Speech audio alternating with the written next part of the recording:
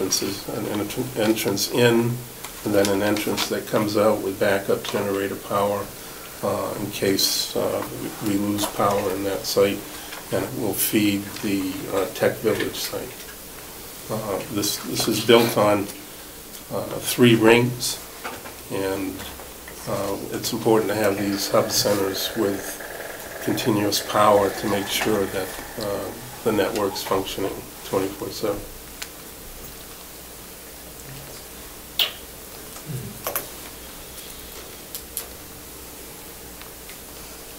David, when do you think Co-op Extension is going to be moved in here? David Knox, Representative Knox. You're on the council. So many Davids. Good question. That's not an answer, but let's talk to the other David.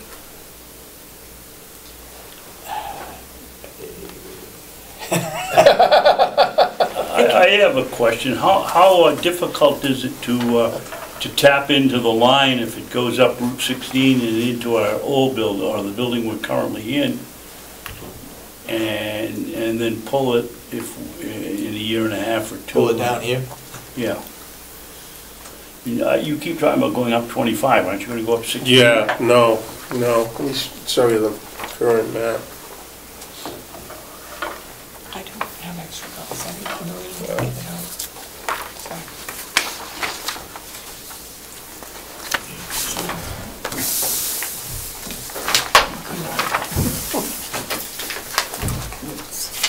University saving costs by printing small?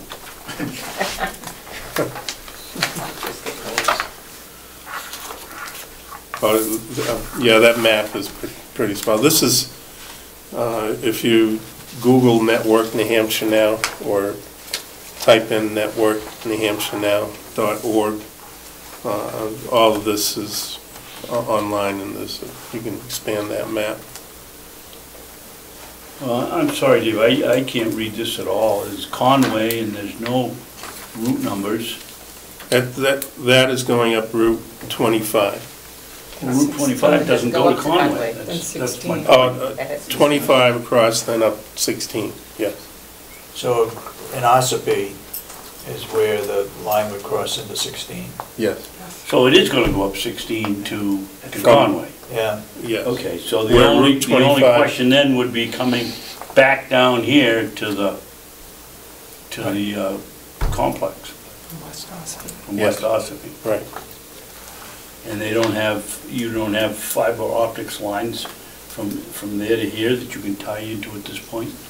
No, they're going to pull in this project about 470 miles of new fiber. Oh, okay. Yeah. And it wouldn't, and if we weren't here, it wouldn't be coming here. Correct. Okay, thank you. Not in this initial phase. There's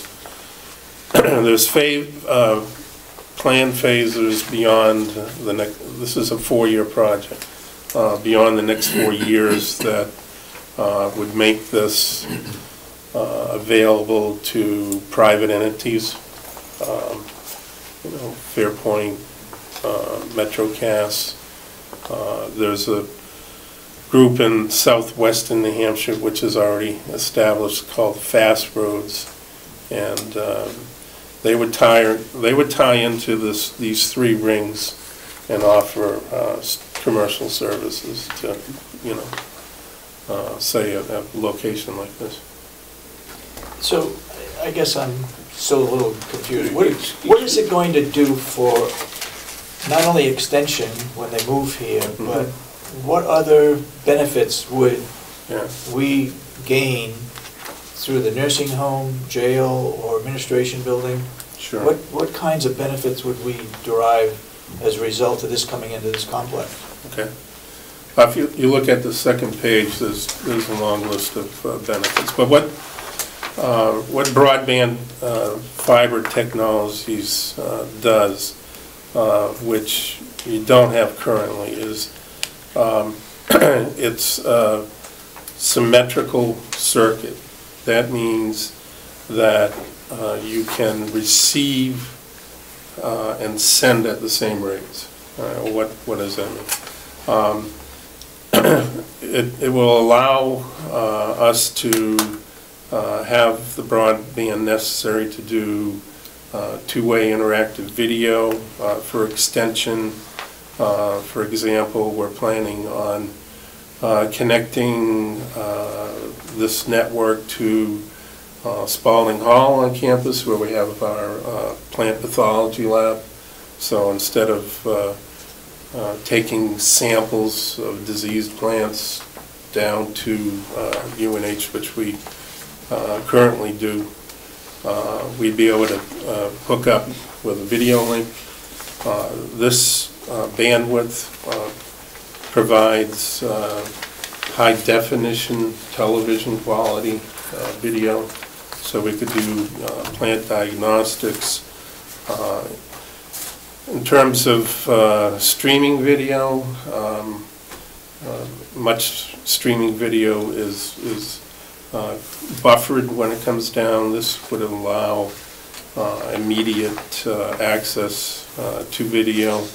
And in terms of two-way interactive video, we would do connections with specialists for trainings, conduct meetings, and it would be at a quality that is closest to you and I talking at this distance, but it would be, you know, miles and miles away. Is this a service that you have to pay for to attach to? Yes, and how much, I'm not sure. Those numbers haven't been worked out, but I will say that if it's not close to what you're currently paying for the type of bandwidth you have now, it won't be affordable, and you know, folks won't use it. In terms of the grant monies, when we bring the fiber in, that's all covered, right? So the cost of bringing the fiber in here, the equipment that terminates it and hooks to your existing network, that's all covered. But the recurring costs for it, we're not there yet. We've got to figure those out. If this were to be brought in and we could attach to it, we could use this as a replacement for our current internet services? Yes. Direct replacement? Yes. Mr. Babson?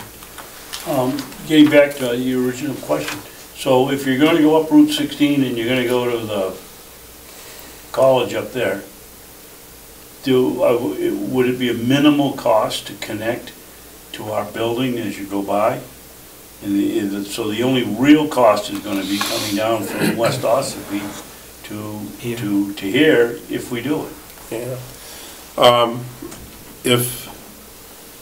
And I'd have to talk to the engineers, but when I met with the engineers last week, they were going to put the hub site at the existing building, and then what they call run a lateral up to the tech village.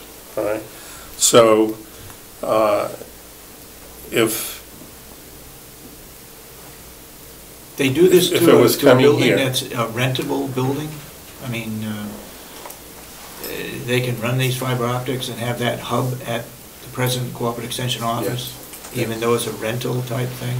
Yes. Where this is more of a permanent?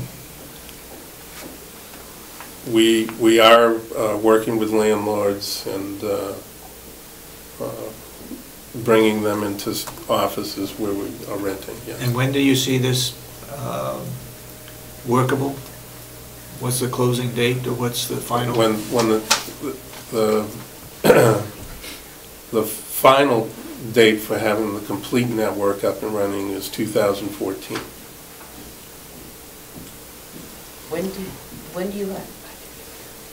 When would a decision have to be made to bring it here as opposed to Constance? As soon as possible.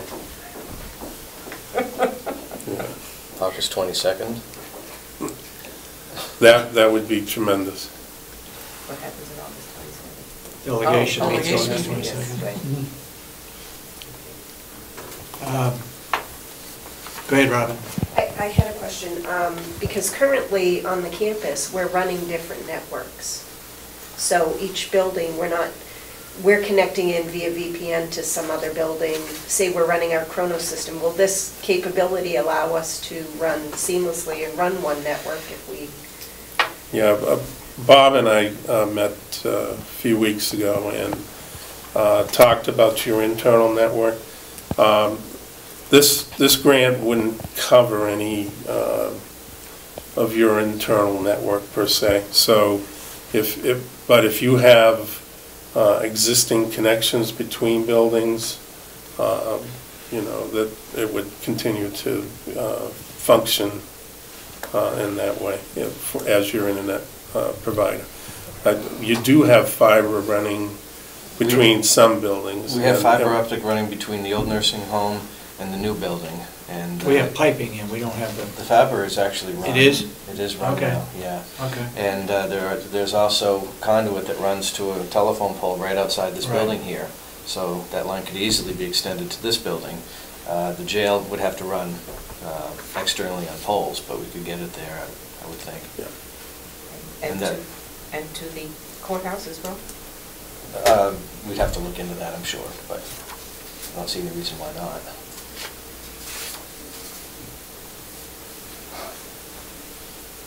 And that would cover the entire campus. Yeah. Well, we don't know what the cost is going to be. The recurring costs, no, we don't know what those are. But again, it's got to be affordable, and everyone at UNH is aware of that it's got to be affordable, and looking at comparing what you're paying now to. Who's the owner of this system? UNH. UNH. UNH is the So owner. UNH would bill us if we tied into it They're, versus Fairpoint or? yeah. Right now, UNH would bill cooperative extension. Mhm. All right. There are plans to set up a corporation for non-university entities that are tied into the network, Mhm. and that corporation would do the billing.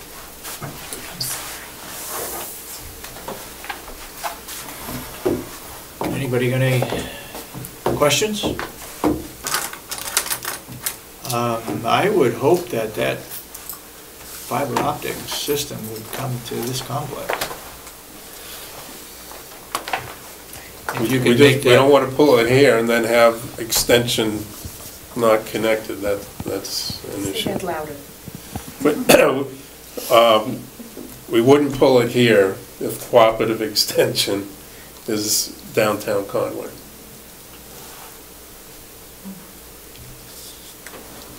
Right now, it's slated to go to that building in downtown Conway. and it's slated there because extension is there and we're not sure at what point in time extension will be on the campus. Exactly. So how long is that grant good for? Is it good for 2 years? I mean, if they move down here within a 2-year period, the line can be extended from Ossipee down here Yeah, and still on the grant money? I don't think so. I think that once this core network the engineers are going around and looking at every building on the core network. Once they start pulling the fiber and spend that money, excuse me, for the middle mile project, there probably is not going to be any money to move or extend it to other locations with the grant money. But if the grant money were used and it was brought down